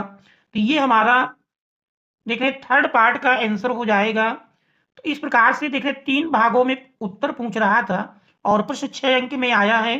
तो देख रहे हैं एग्जाम की दृष्टि से मोस्ट इंपॉर्टेंट है और ये आपका प्री बोर्ड में आया ही हुआ है। ठीक है, इसके बाद हम देखते हैं प्रश्न 23 के अथवा को। देखिए 23 के अथवा में दिया है 2 अंकों की एक संख्या में दहाई का अंक इकाई के अंक का तिगुना है। यदि संख्या में से 54 घटाए जाएं तो अंक पलट जाते हैं, संख्या ज्ञात कीजिए। देखिए संख्या संबंधी एक प्रश्न यूपी बोर्ड एग्जाम में लगातार पूछा जा रहा है और वो भी 4 या 6 अंक में। तो देख रहे हैं एग्जाम की दृष्टि से मोस्ट इंपॉर्टेंट है। तो देखते हैं इस प्रश्न को। देखिए कभी भी 2 अंकों संबंधी संख्या संबंधी यदि प्रश्न आपको मिलता है तो इसमें आप दहाई और इकाई के अंकों को अलग अलग मान करके संख्या बनाएंगे। तो देखिए सबसे पहले तो मान लेते हैं, दहाई का अंक माना दहाई का अंक बराबर x और इकाई का अंक बराबर y और इकाई का अंक बराबर y। देखिए कभी भी 2 अंकों की संख्या कहता है तो आपको दहाई और इकाई का अंक इसी प्रकार मान लेना है। इसके बाद आप संख्या बना लेंगे। संख्या बनती है दहाई के अंक में 10 से गुणा कर देंगे तो देख रहे हैं यक्ष में 10 से गुणा करेंगे तो 10 यक्ष होगा और इसके पश्चात इसमें फिर इकाई के अंक को जोड़ देंगे। इस प्रकार से संख्या बन जाती है। आप देखिए प्रश्न की कंडीशन लगाएंगे। पहली कंडीशन कहता है 2 अंकों की संख्या में दहाई का अंक इकाई के अंक का, दहाई का अंक इकाई के अंक का तिगुना है। तो देख रहे दहाई का अंक, ये इकाई का अंक देख रहे 2 बार लिख गया है। दहाई का अंक इकाई के अंक का तिगुना है। तो पहली शर्त के अनुसार यदि आप देखें, प्रथम शर्तानुसार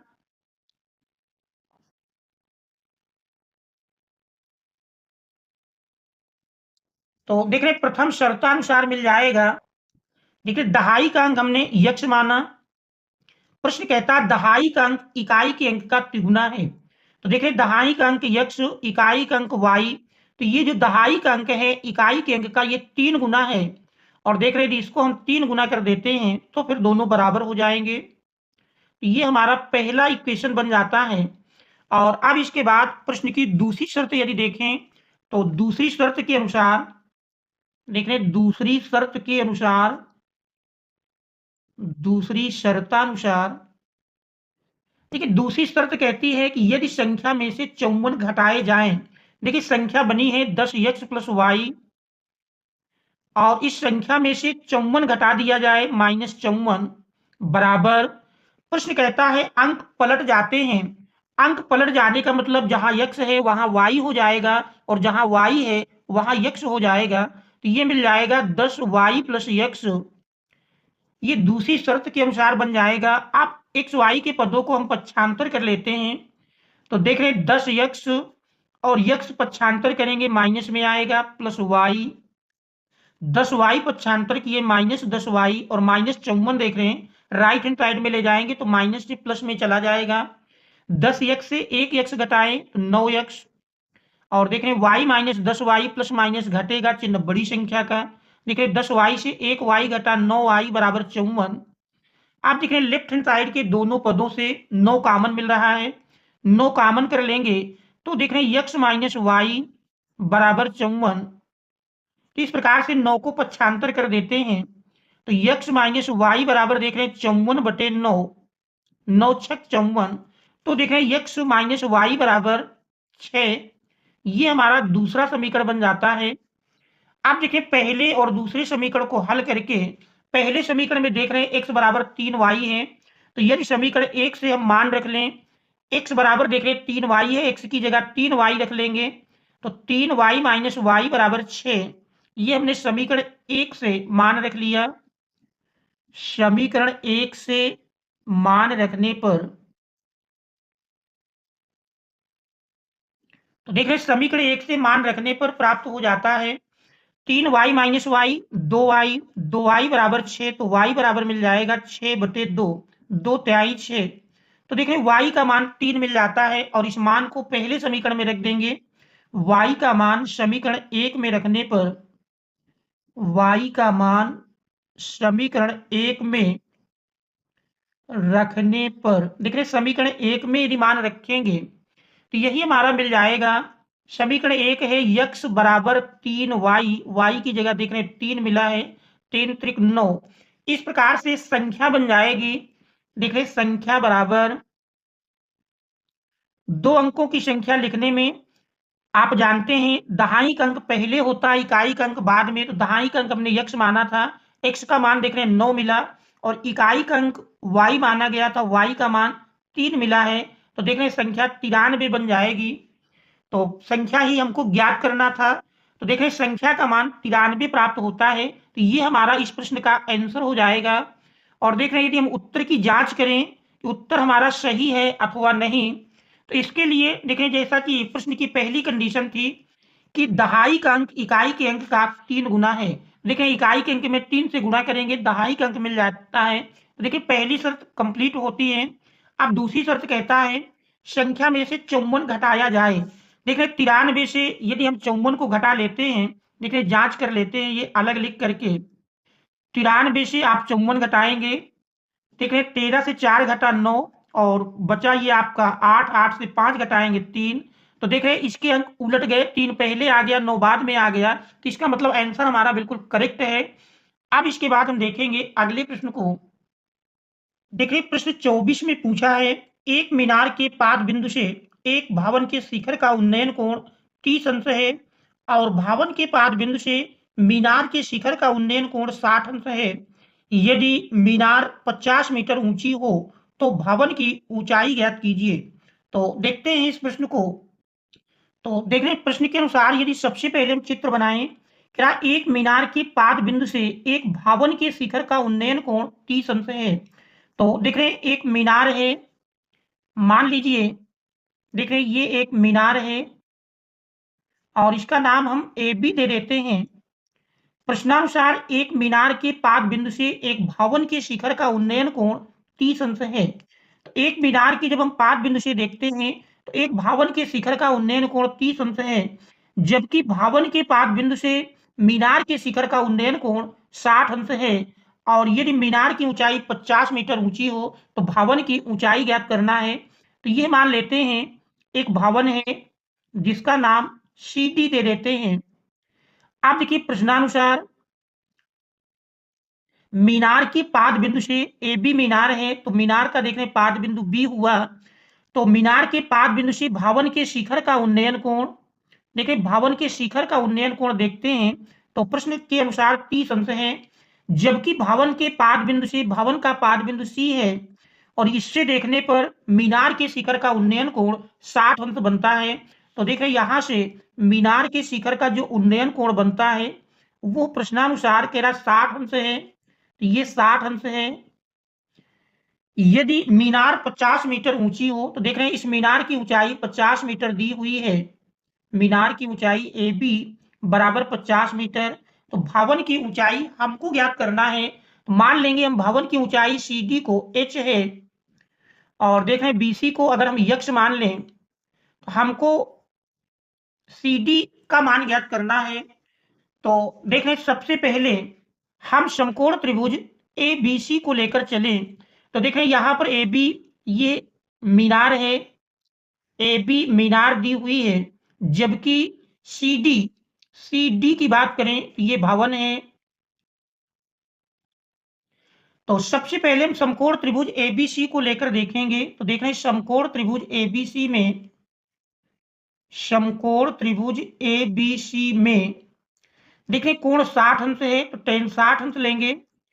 tan थीटा जानते हैं लंब बटे आधार होता है। तो tan 60 बराबर बनेगा AB बटे BC। देख रहे मान रख देते हैं, tan 60 अंश का मान √3 AB देख रहे 50 मीटर दी है बटे BC को हमने यक्स माना है। तो देख रहे हैं इस प्रकार से यक्स बराबर लिखेंगे तो x बराबर मिल जाएगा 50 बटे √3। ये हमारा पहला समीकरण बन जाता है। इसके बाद अब हमको समकोण त्रिभुज BCD को लेकर चलना है। तो देख रहे हैं समकोण त्रिभुज BCD में, समकोण त्रिभुज BCD में देख रहे हैं tan 30 अंश बराबर मिल जाएगा लंब बटे आधार। देख रहे हैं लंब इसमें h है, आधार हमने यक्स माना है, और tan 30 अंश का मान आप जानते हैं, tan 30 बराबर होता है 1 बटे √3 बराबर h बटे यक्स। x का मान समीकरण 1 से रख लेंगे। देखिए 50 बटे √3 है, 50 बटे √3। इस प्रकार से आप देख रहे हैं इस 50 बटे √3 का यदि हम पक्षांतर कर लें, भाग में है पक्षांतर करेंगे गुणा में आएगा, तो इस प्रकार से h बराबर मिल जाता है 1 बटे √3 गुणे देख रहे 50 बटे √3। सरल कर लेंगे तो सरल करने पर आप पाएंगे देख रहे 50 बटे √3 में √3 से गुणा होगा तो देख रहे 3 मिल जाएगा, और 50 बटे 3 का भाग आप 50 में देंगे तो देख रहे 16 × 48, 16 दशमलव और 20 हुआ 3 × 18, तो 16.67 मीटर लिख सकते हैं। ये भवन की ऊंचाई का मान होगा और यही हमारे इस प्रश्न का आंसर हो जाएगा। इसके बाद यदि हम अगले प्रश्न को देखें, देखें 24 का अथवा है, एक तेरा 80 मीटर चौड़ी सड़क के दोनों ओर आमने सामने समान ऊंचाई वाले दो खंभे लगे हुए हैं। इन दोनों खंभों के बीच सड़क के एक बिंदु से खंभों के शिखर के उन्नयन कोण क्रमशः 60 अंश और 30 अंश हैं। खंभों की ऊंचाई और खंभों से बिंदु की दूरी ज्ञात कीजिए। तो देख रहे हैं ये क्वेश्चन भी कई बार यूपी बोर्ड एग्जाम में पूछा गया है, और देख रहे हैं ऊंचाई दूरी आप जानते हैं 6 अंक में ही आती है।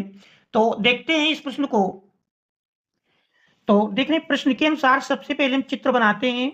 80 मीटर चौड़ी सड़क, देख रहे हैं 80 मीटर चौड़ी, ये मान लीजिए एक सड़क है जिसकी चौड़ाई 80 मीटर दी हुई है। अब प्रश्न कहता है 80 मीटर चौड़ी सड़क के दोनों ओर आमने सामने समान ऊंचाई वाले दो खंभे लगे हैं। तो देख रहे हैं दोनों किनारों पर समान ऊंचाई के, प्रश्न के अनुसार कह रहा दो खंभे लगे हैं। ये मान लीजिए समान ऊंचाई के दो खंभे हैं, इनका नाम हम AB और CD दे देते हैं। अब आगे प्रश्न कहता है इन दोनों खंभों के बीच सड़के के एक बिंदु से, और देख रहे हैं सड़क की चौड़ाई कुल 80 मीटर के बराबर दी हुई है। 80 मीटर ये सड़क की चौड़ाई है। इन दोनों खंभों के बीच सड़क के एक बिंदु से खंभों के शिखर के उन्नयन कोण, ठीक है, इन दोनों खंभों के बीच जो सड़क है उस पर कोई एक बिंदु है, मान लीजिए बिंदु P है, और जब इस बिंदु P से देखा जाता है तो कह रहा खंभों के शिखर के उन्नयन कोण 60 अंश और 30 अंश हैं। देख रहे पहले खंभे का उन्नयन कोण इस बिंदु से 60 अंश प्राप्त होता है, जबकि दूसरे खंभे के शिखर का उन्नयन कोण प्रश्न के अनुसार 30 अंश है। अब आगे कहता खंभों की ऊंचाई, मान लेंगे खंभों की ऊंचाई h है क्योंकि समान ऊंचाई के हैं, और खंभों से बिंदु की दूरी, बिंदु P की खंभों से दूरी, यदि पहले खंभे से दूरी हम यक्स मान लें तो देख रहे हैं क्योंकि सड़क पूरी 80 मीटर चौड़ी है तो दूसरे खंभे से यही दूरी मिल जाएगी 80 माइनस x के बराबर। तो देख रहे हैं यहाँ पर दो समकोण त्रिभुज बन जाते हैं, दोनों को क्रमशः हम एक एक बार लेकर चलेंगे। तो देख रहे हैं इस प्रकार से AB ये पहला खंभा है और CD ये दूसरा खंभा है, जबकि सड़क देख रहे हैं सड़क की चौड़ाई ये BC दी हुई है। सबसे पहले इसमें हम समकोण त्रिभुज ABP देख रहे हैं, समकोण त्रिभुज ABP में, समकोण त्रिभुज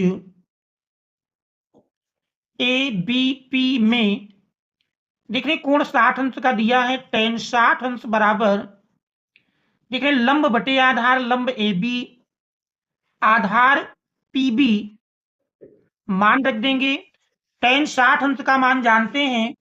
देखें अब यदि इसमें हम मान रख दें tan 60 अंश का मान जानते हैं √3 बराबर AB को हमने H माना है, जबकि PB की माप देख रहे हैं x मानी गई है। तिरछा गुणा कर लेते हैं तो देख रहे हैं √3 x बराबर h, ये हमारा पहला समीकरण बन जाएगा। इसके बाद हम दूसरा समकोण त्रिभुज PCD को लेकर चलेंगे।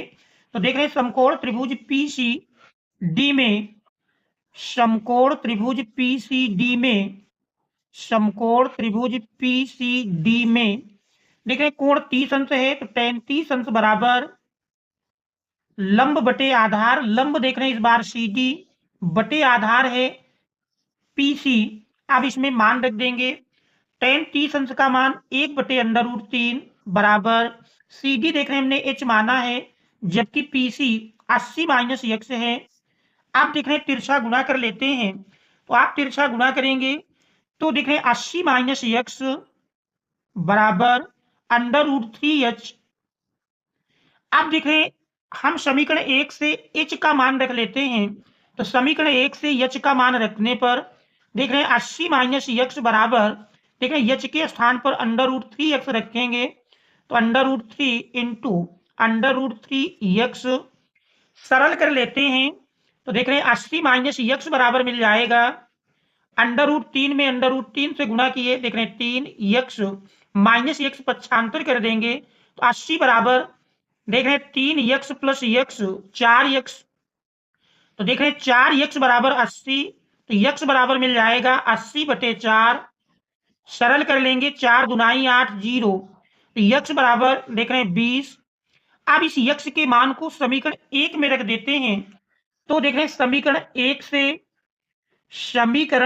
से h बराबर मिल जाएगा, तो देख रहे हैं समीकरण 1 में है h बराबर √3x, h बराबर √3x का मान देख रहे हैं 20 मिला है, तो इस प्रकार से x के स्थान पर 20 रख लेंगे, तो देख रहे हैं इंटू 20, तो h बराबर मिल जाएगा 20 √3 मीटर, और √3 का यदि हम मान रख दें तो देख रहे हैं यही बराबर मिल जाएगा 20 गुणे 1.732, देख रहे गुणा करेंगे तो 0 2 दुनाई 4 2 तिहाई 6 2 सत्ते 14 और 2 1 कम 2 1 3, देख रहे 3 अंक पर दशमलव लगाएंगे, 3 अंक पर दशमलव लगाए, 3 अंक पर आप दशमलव लगा देंगे, तो देख रहे 34.64 मीटर। तो इस प्रकार से खंभे की ऊंचाई का मान मिल जाएगा h बराबर 34.64 मीटर। तो ये हमारा इस प्रश्न का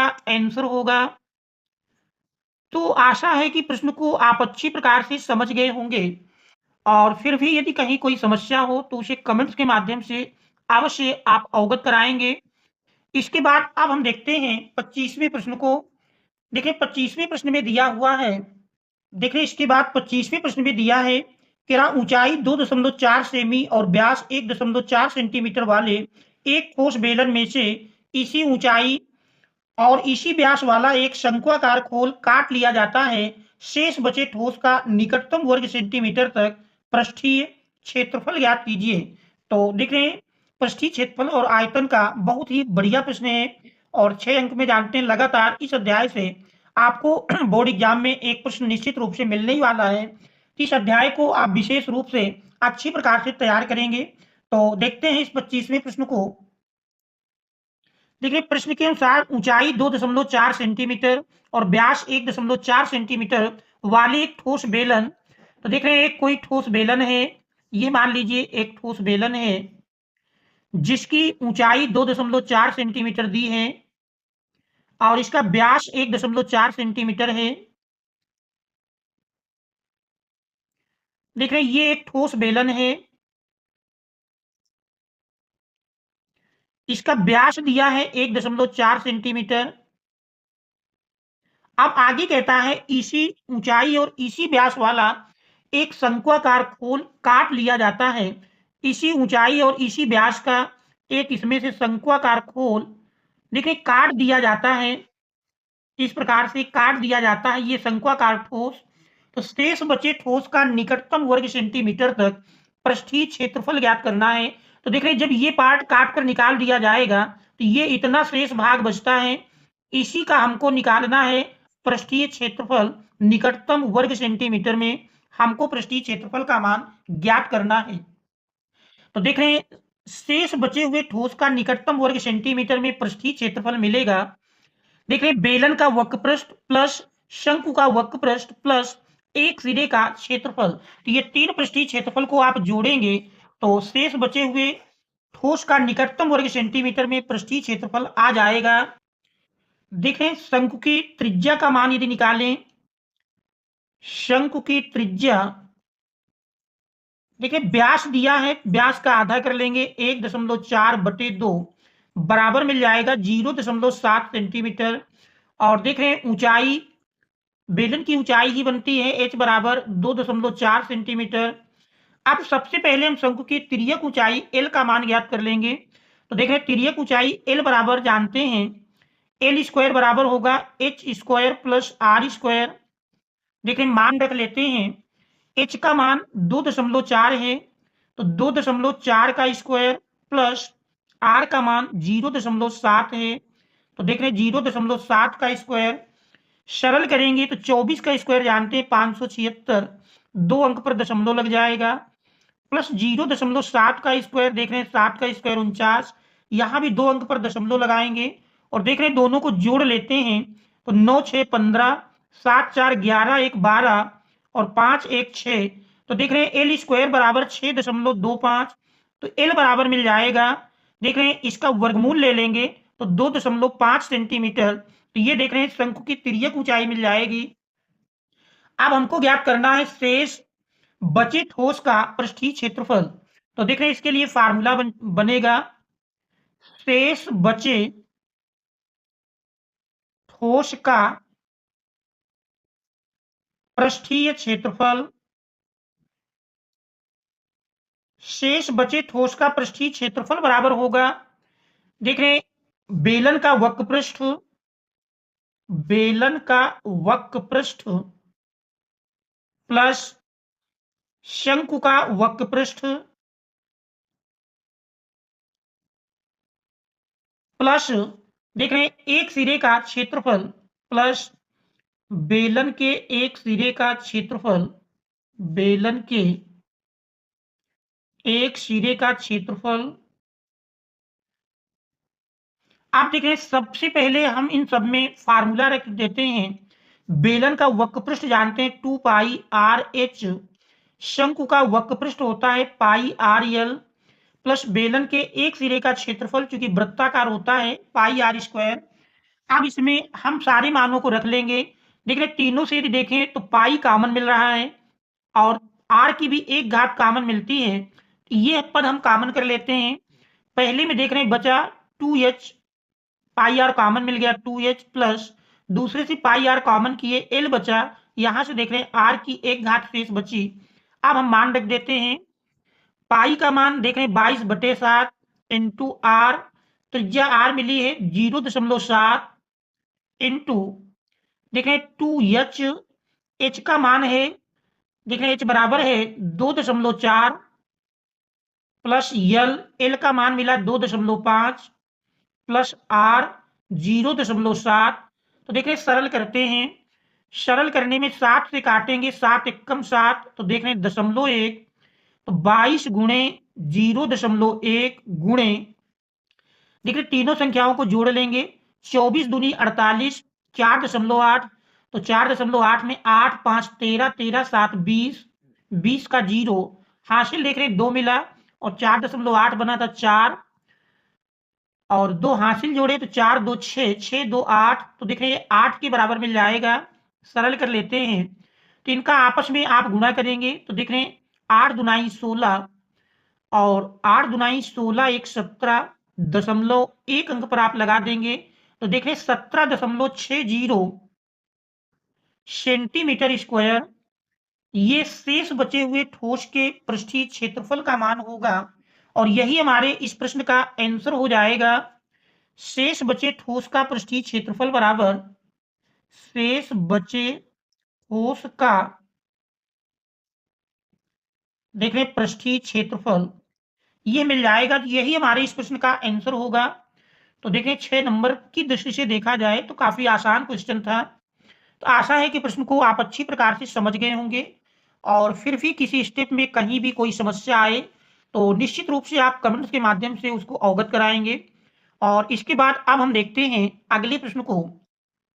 देखिए 25 के अथवा में पूछा गया है, एक तंबू घेरा ऊपर से शंक्वाकार तथा नीचे से लंबवृत्तीय बेलन के रूप का है। तंबू की संपूर्ण ऊंचाई 15 मीटर तथा आधार का व्यास 24 मीटर है। तंबू के बेलनाकार भाग की ऊंचाई 10 मीटर है। तंबू बनाने हेतु प्रयुक्त कैनवास का क्षेत्रफल ज्ञात कीजिए। तो देख रहे हैं ये आपका 6 नंबर में बहुत ही बढ़िया प्रश्न पूछा गया है। ऐसे ही प्रश्न यूपी बोर्ड एग्जाम में लगातार 6 अंक में पूछे जाते हैं। तो देखते हैं इस प्रश्न को।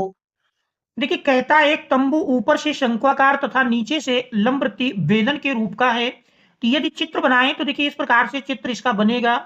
नीचे से बेलनाकार है, इस प्रकार से देख रहे हैं, नीचे से बेलनाकार दिया है और ऊपर से शंक्वाकार है। ठीक है, ऊपर से शंक्वाकार दिया हुआ है, नीचे से बेलनाकार और ऊपर से शंक्वाकार है। तंबू की संपूर्ण ऊंचाई 15 मीटर है। देखिए इस तंबू की जो संपूर्ण ऊंचाई है ये 15 मीटर दी हुई है। 15 मीटर के बराबर संपूर्ण ऊंचाई है और साथ ही आधार का व्यास 24 मीटर है। और देख रहे हैं व्यास का जो मान दिया है 24 मीटर है। तंबू के क्या बेलनाकार भाग की ऊंचाई 10 मीटर है। कि बेलनाकार भाग की ऊंचाई का मान देख रहे हैं 10 मीटर दिया है। तो तंबू बनाने हेतु प्रयुक्त कैनवास का क्षेत्रफल ज्ञात करना है। इसके लिए देख रहे हैं सबसे पहले यदि व्यास 24 है तो त्रिज्या निकाल लेंगे। तो त्रिज्या आर का मान मिल जाएगा 24/2 बराबर 12 मीटर। फिर हम शंकु की तिर्यक ऊंचाई का मान ज्ञात करेंगे और देख रहे हैं पूरा 15 मीटर है जबकि बेलनाकार भाग की ऊंचाई 10 मीटर है।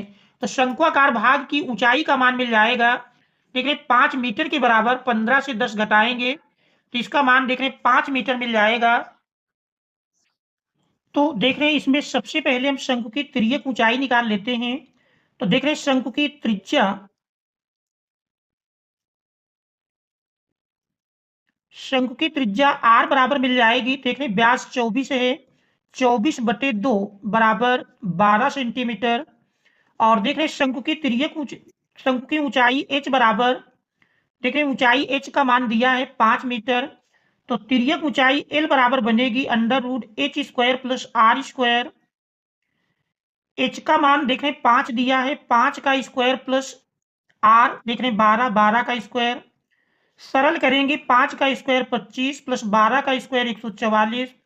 जोड़ेंगे तो देख रहे हैं एल बराबर √169 जिसका वर्गमूल 13 मीटर मिल जाएगा। आप देख रहे हैं पूछा है तंबू बनाने हेतु प्रयुक्त कैनवस का क्षेत्रफल। तो तंबू बनाने हेतु प्रयुक्त कैनवस का क्षेत्रफल बराबर मिलेगा बेलन का वक्रपृष्ठ प्लस शंकु का वक्रपृष्ठ। दोनों वक्रपृष्ठों को हम जोड़ लेंगे तो देख रहे हैं तंबू बनाने के लिए, तंबू बनाने में प्रयुक्त कैनवस का क्षेत्रफल, कैनवास का क्षेत्रफल देख रहे यही बराबर मिलेगा बेलन का वक्रपृष्ठ, बेलन का वक्रपृष्ठ प्लस शंकु का वक्रपृष्ठ।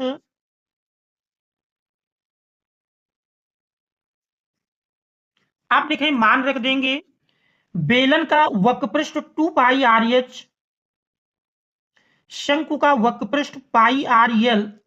देखिए इसमें हम मान रख लेते हैं पाई दोनों से कॉमन है, या देख रहे सीधे मान रख देते हैं 2 इंटू पाई को फिलहाल अभी हम पाई के रूप में ही लिखते हैं। त्रिज्या आर का मान देख रहे हैं 12 सेंटीमीटर है, 12 बल्कि मीटर में सारी मापें देख रहे हैं दी हुई हैं, ये सारी माप मीटर में है तो मीटर में ही मिलेगा मान। अब इसके बाद देखिए 2 pi into R into H, H का मान देखिए बेलन की ऊंचाई 10 मीटर है प्लस पाई इंटू आर का मान 12 इंटू एल, एल देख रहे 13 मिला है। तो इसको हम सरल कर लेते हैं, सरल करेंगे तो देखिए 12 दुनाई 24 और 24 दहम 240, 240 पाई प्लस देख रहे हैं 13 का 12 में गुणा करेंगे, 13 दुनाई 26 और 13 एक कम 13, दो हासिल जोड़े 13 दो 15 पाई। तो इस प्रकार से देख रहे हैं 240 में 156 आप जोड़ देंगे तो मिल जाएगा 6, 5 4 9, 2 1 3, 396 पाई वर्ग मीटर।